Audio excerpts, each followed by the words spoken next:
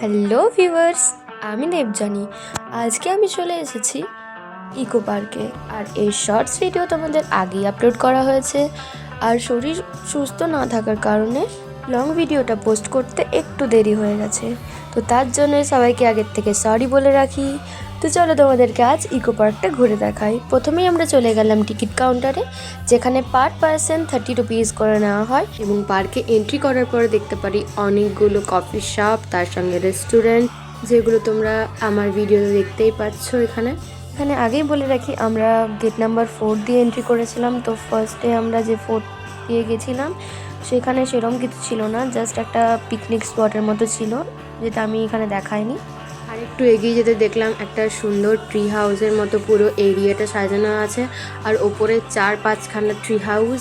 Personally আমার কিন্তু জায়গাটা খুব ভালো লেগেছে।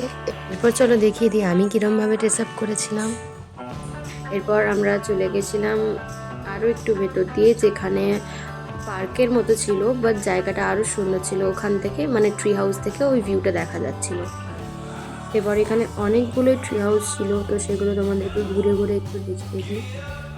আর এই উডেন ব্রিজটা তো সবার থেকে বেস্ট পার্ট পুরো ট্রি হাউসটায়। এরপর ট্রি হাউস থেকে নেমেই আমরা দেখতে পেলাম অনেকগুলো রাইডস, তার মধ্যে ছিল স্লিপ, আরও দোলনা থেকে শুরু করে আরও অনেক কিছু, যেখানে বাচ্চারা খুব এনজয় করতে পারবে। এরপর যখন ভেতরে গেলাম তখন আরও সুন্দর দৃশ্য দেখতে পেলাম, যেখানে ছিল অনেকগুলো ফাউন্টেন আর একটা মারমেড ভেতরে ছিল।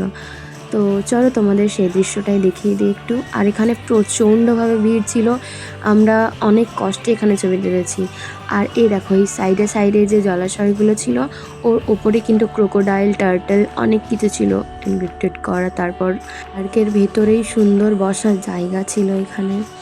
এরপর সামনে দিয়ে যেতেই আমরা দেখতে পেলাম টয় ট্রেন, যেখানে পার পারসন মানে যদি নন এসি নাও তাহলে 150, আর যদি এসি সিটেড নাও তাহলে পড়বে 250।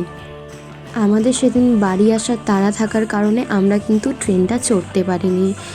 তোমরা যদি আমার ভিডিও দেখে এরই মধ্যে যাও তাহলে আমাকে জানিও একটু। তো চলো আমরা আরেকটু আগে দিয়ে চলে যাই। তখন দুপুর গড়িয়ে বিকেল হতে চলেছিল। এরপর আমরা সেই মনোরম দৃশ্য দেখতে দেখতে আরও ভেতর দিয়ে যাই, যেখানে আমরা গেট নাম্বার 3-তে পৌঁছে যাই। আর ওখানে গিয়েই সব কার্টুন ক্যারেক্টারিস্টিক যেরকম থাকে সেরকম অনেকগুলো দেখলাম। এরপর চলে এলাম নেভিগেশন ম্যাপে, যেটা ছিল 3rd নম্বর গেটে। তো 3rd নম্বর গেটের ভেতর দিয়ে যাওয়াতে একটা সুন্দর পরিবেশ দেখতে পারি। তার মধ্যে ছিল এই শাওয়ার ভ্যালিটা, যেখানে খুব সুন্দরভাবে একটা প্রাকৃতিক জিনিসকে আর্টিফিশিয়ালিভাবে দেখানো হচ্ছিল। আমি সাজেস্ট করব, যদি কোনোদিন ইকো পার্কে আসো এই জায়গাটা কিন্তু কোনোদিনও মিস করো না, কারণ এই জায়গাটা জাস্ট অসাধারণ ছিল। তারপর আরও ভেতর দিয়ে যাওয়াতে দেখতে পেলাম সিমেন্টেড এলিফ্যান্ট, সিমেন্টেড ডিয়ার আর সিমেন্টেড শিম্প্যাঞ্জি, অনেক রকমের পশু পাখি ছিল।